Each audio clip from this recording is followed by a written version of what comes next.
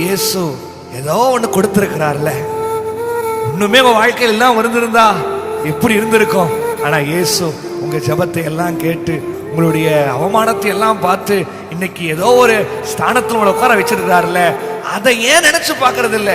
வீடு கொடுத்திருக்கிறார், அதையே நினைச்சு பாக்குறது இல்ல. ஆசீர்வாதம் கொடுத்திருக்கிறார், அதையே நினைச்சு பாக்குறது இல்ல. நம்மளாவே வந்தோம், நம்மளாவே முன்னேறணும், நம்மளாவே பண்ணணும் யோசிக்கிறீங்க.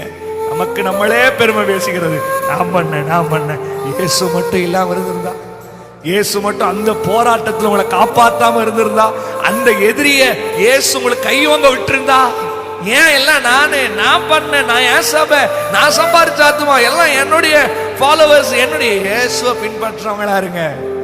சொல்றாங்க எல்லாம் பெரிய பெரிய ஆளுன்னு சொல்றாங்க. நான் எனக்கு அவ்வளவு கூட்டம் இருக்குன்னு சொல்றாங்க. இயேசு இல்லாம வந்திருக்குமா? இயேசு இல்லாம ஆசீர்வாதம் வந்திருக்குமா?